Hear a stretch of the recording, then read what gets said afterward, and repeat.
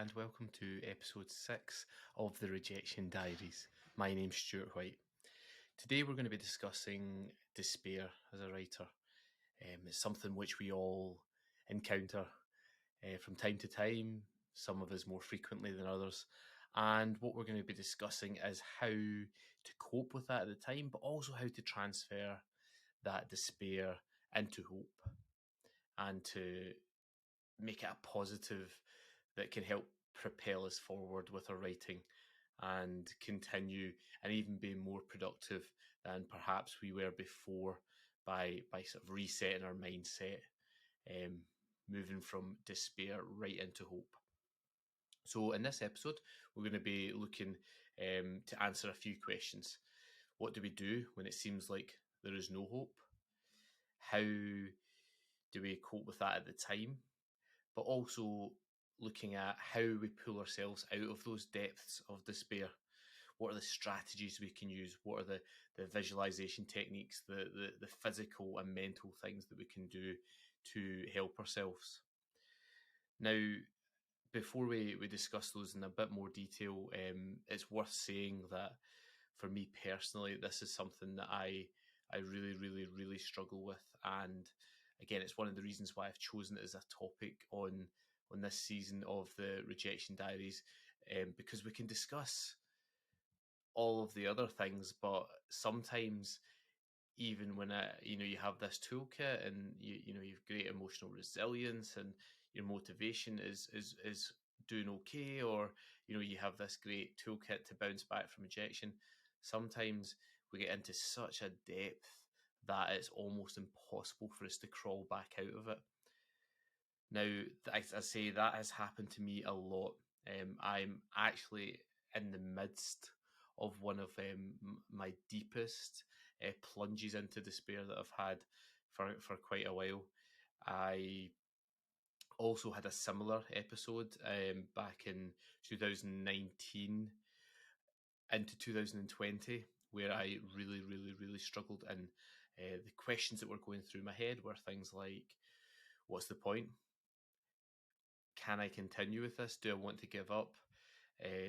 On a day-to-day basis, I was like, is there any point in me starting this story? Because, I could plunge, 12 months or 2 years worth of all of my energy into this and not get anywhere, and so on. And these are the kind of questions, it's like they circulate in our heads, and we think about them a lot as writers. And part of the purpose of this series is not only to discuss these things and to recall when it's happened to ourselves and to think about them, but it's also to make us conscious of how we can avoid it more in the future. And it's very much a therapeutic thing for me personally. Hopefully there's a degree of therapy to it for all of you as well who are listening. So hope.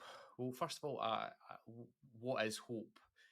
A good definition of hope is it's the optimistic or positive outlook for the outcome of a desired goal or activity. Now, that can become very difficult when, for example, as writers, children's writers, we start looking at the chances of being published. We look at the number of manuscript submissions that have been sent to agents and publishers on a weekly, monthly, yearly basis, and we look at how many have been published, and the numbers are very low. There are probably, I am guessing, a lot more people writing novels and submitting them now than there ever has been, due to the technology that's available. The ease at which you can write just by having a computer, but also email and send it in. In the past, obviously, there have been other stumbling blocks to doing that, including postage, printing, cost associated with buying like a typewriter, I guess, or even a computer in the past before they become a little bit more affordable. So the numbers are high, so the odds are lower, which makes it more difficult for all of us. But we still have hope. I think anyone who's listening to this obviously still has hope. I think if you have got to that despair point, you're probably not even tuning into podcasts about writing. And so that is a great first positive for everyone who's listening right now. You are tuned into this, which means that you must have some hope in there. No matter how low you've gotten, you must have some hope, or you wouldn't even be bothering. For me, I like to believe there's always hope. The only way that there is no hope for me or for anyone else is when you give up forever, when you give up entirely. And otherwise, I think hope must persist there on some level, even if it's very deeply buried beneath a whole rubble of despair. And one of my favourite quotes actually about hope is the one from Star Wars, which you've probably all heard before, but I'll read it because it's beautiful and it's also very optimistic. And it's, hope is like the sun. If you only believe in it when you see it, you'll never make it through the night. And for us writers, that's the equivalent of, if we only hope when things are going well, when the writing's going well, or we're being um, noticed in competitions, or agents are picking up our novels and asking to read a bit more, or we're getting that the feel good side of it, the external verification from others. If we only have hope, then you're going to struggle. We're all going to struggle, and I think that if you are persisting and continuing with your writing, despite all the various obstacles there is, then there's always going to be hope for you. But it's important for us to try and keep that at the foremost of our mind. And as I say, I love that. That's a beautiful quote, and it's one that's worth pinning up or popping on a post-it and sticking it just above your computer when you're working away, and it just that's a nice motivational uh, compass for us to keep us in the right path. So when you are feeling as low as you possibly can, when you're in the real depths, as I say, I'm there at the moment, and I'm not writing anything. I am planning a little bit. I'm doing a bit of thought into a new story. I basically have given up on the story I was writing there, which was my bounce back novel from the Mars novel that I'd sent off to agents and received um, rejections or no replies from agents for.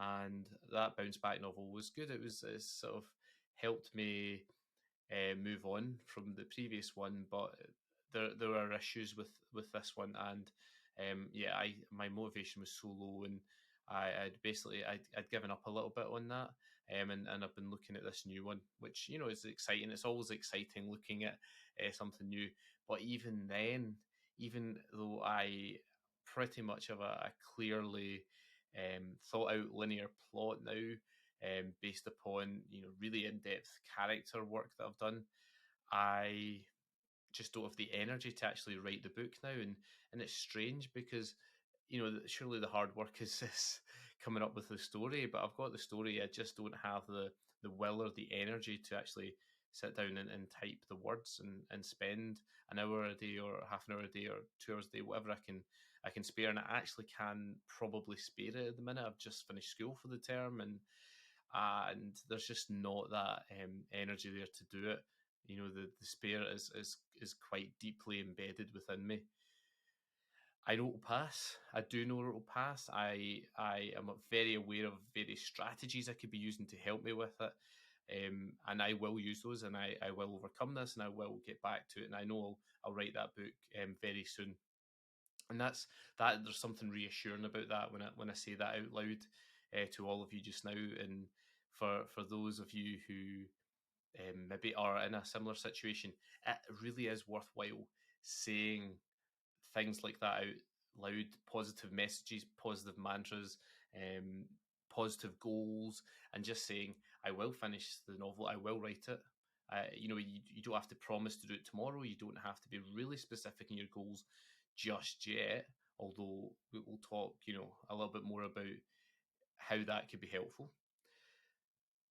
But just positive reinforcement, it really is going to help you, and it's well worth doing if you are in the doldrums a bit like I am just now. So, what are some of the strategies that it's worth trying if you are in that situation? I know I've used a lot of these myself, and they've been reasonably successful for me.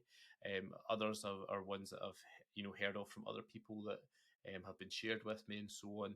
And I hope that this collection of pieces of advice will help, and I'll try and put some of them into as much context as I can as we're discussing it. So, how do you pull yourself out of the depths when you're at the very lowest point? Now, the first one is a ironic one because it's taken a break from writing, from being on social media, from anything that might trigger the feeling or thoughts of despair that you have around your writing. Now, it might seem counterproductive. Taking a break from writing is how you get out of despair for writing. But I have found that sometimes just taking 2 weeks off, a month off, 2 months off completely from it reignites a little bit of that energy and the hope.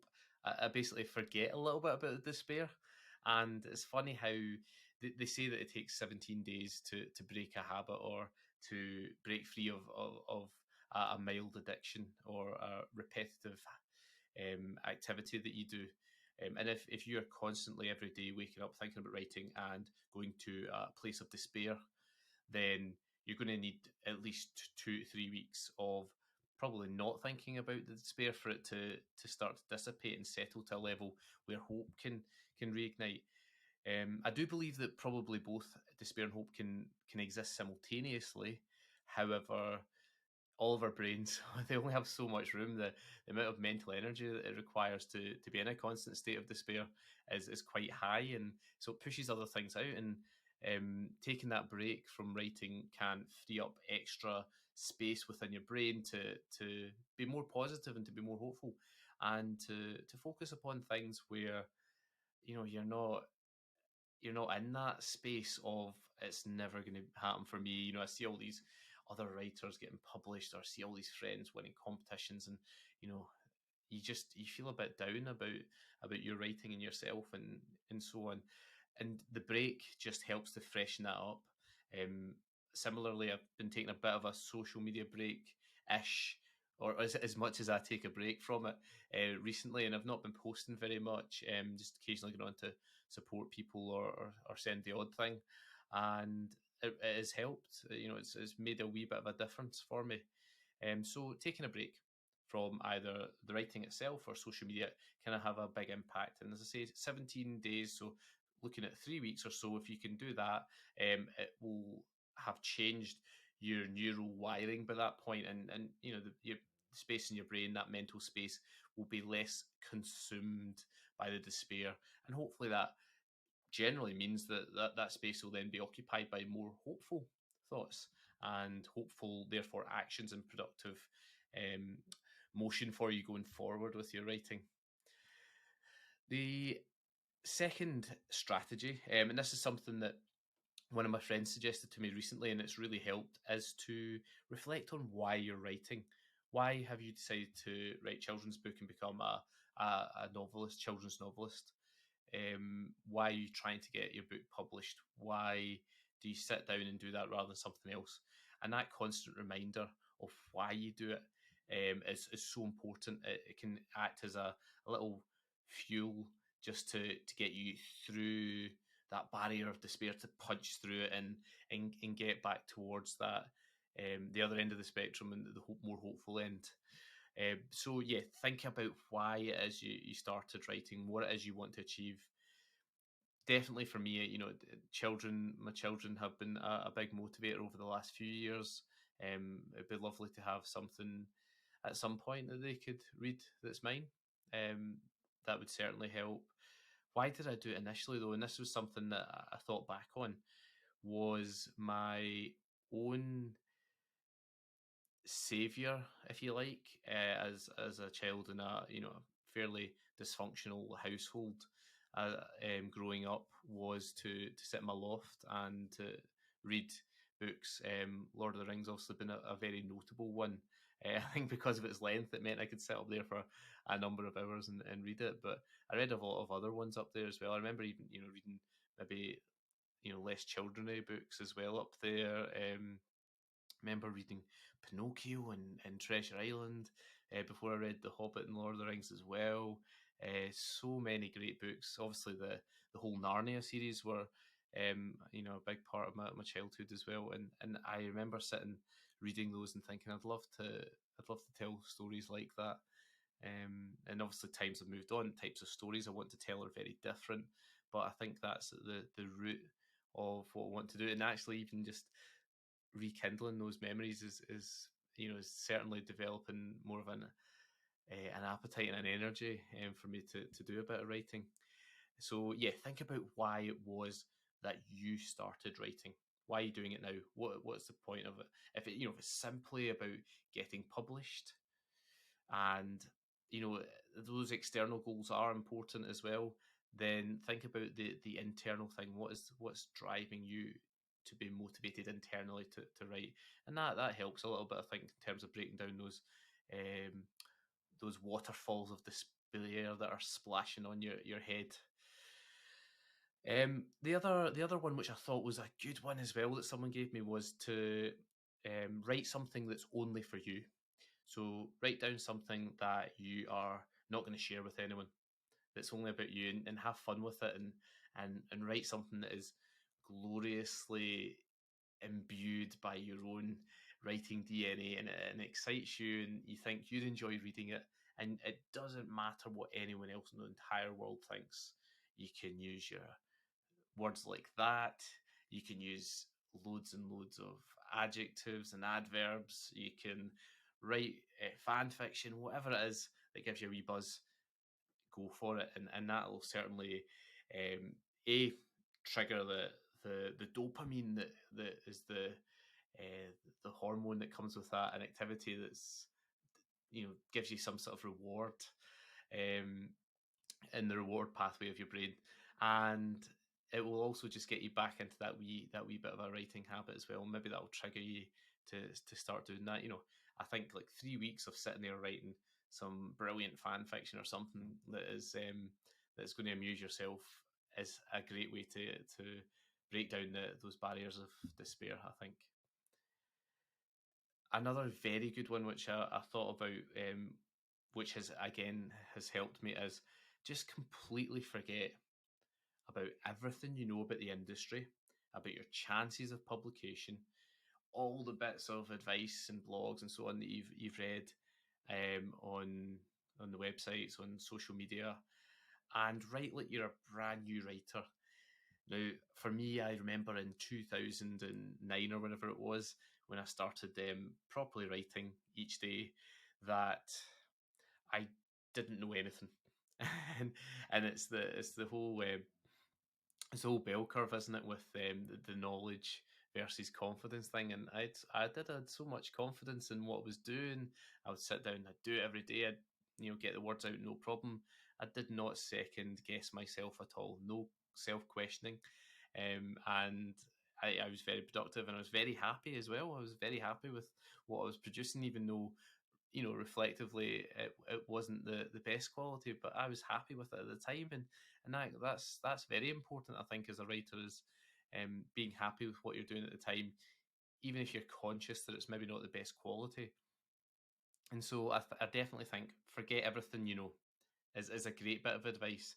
And in terms of craft advice as well, not to trying to over-analyse or overthink, especially while you're writing a first draft, or when you're going from a stage of not writing at all into just trying to write something. Just forget about everything that you have learned, and write like a complete new writer that knows nothing. A bit like a Jon Snow new writer. And if you are a bit more Jon Snow, then you might be able to get back towards the pathway to hope. Tell someone close to you, someone who's a writer friend, someone in your writing group, how you feel. This is a one that's been particularly effective for me, and every other writer will have had this feeling of despair. It's definitely a communal thing, and at some point they'll feel like that, at some point in the future, they'll feel it at some point in the past. It's something that always goes round. And if you speak to someone else who is a writer and has felt this, A, they'll be able to empathise with you. B, they might be able to give you some good advice. And C, they might say something kind. And this is a particularly important thing, about your writing, and provide you and offer you some hope in terms of your writing and the future that you might have and the potential chance of publication and so on. And honestly, this is such a minefield in terms of um, trying to work out, like, someone can be a great writer and not be published, and vice versa. And so I think trying to not correlate being a good writer with being published is an important thing as well. Just while I'm mentioning that there, because sometimes that's what people tell you when you're feeling a bit down about your writing. You're having a chat with them, they'll say, "Oh, but you're a great writer," and so on, and that does help, of course, but it doesn't mean that your chances of being published are necessarily higher. I think, like, all my books that I've written, and I've definitely improved my writing craft, and I'm better than I was, but I don't actually think I'm getting closer with each subsequent book to being published. And that's down to concept, and it's down to the commerciability, I think, and pitchability of what it is I'm producing. So, so that's just something, that aside thought that I had there as I was saying that. But being kind to you or you doing that in turn for another writer friend could be something that really elevates them from real depths all the way back up to where they want to be in terms of being more hopeful about their writing going forward.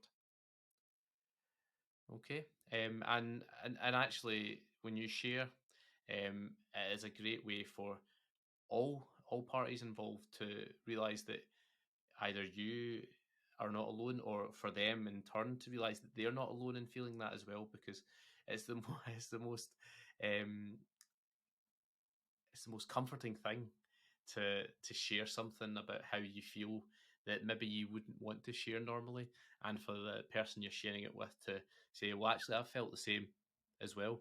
It makes such a massive difference, and this is why sharing so much, or about your writing life, but also your personal life as well. And I do that lots.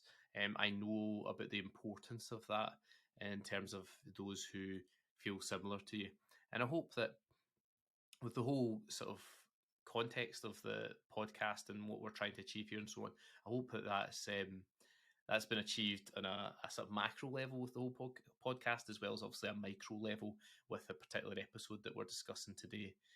Because despair can eat at you. It can stop you from writing. Even like, I'm sitting in front of my computer just now, and as soon as I stop recording this, I could sit down and write, but there's a small part of me that's still tugging away, still glued to that bit of despair. And I know that it's going to be hard to retch it off to actually get down and do something. But I know that hopefully by sharing this, it's good therapy for me, but it'll hopefully also unconsciously unlock some of the barriers that I've got in there and that are stopping me from doing it. And I hope that by sharing this, in turn, that'll help for you too, and that you'll be able to recognise a lot of how I feel in what I'm saying, and you'll see that in yourself, and that will help you to work things out and to try and, as I say, move along that spectrum from despair back towards hope. Okay, so that's all really I've got to say on despair and hope at the moment. Well, actually, I've got a lot more to say about it, but I'm going to cut the episode short there because we're running into the end of our normal running time.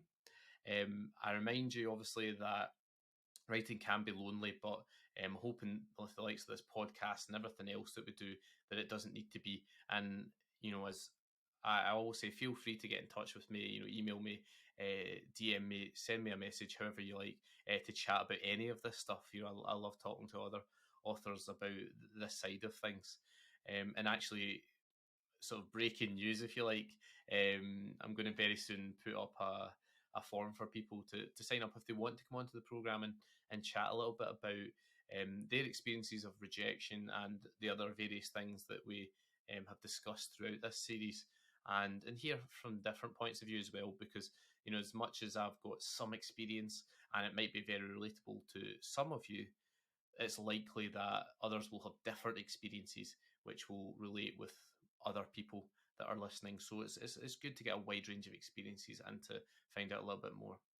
Okay, so that's the end of episode 6, turning despair into hope. I hope this has helped and that all of you have a brilliant writing week. May the force be with you.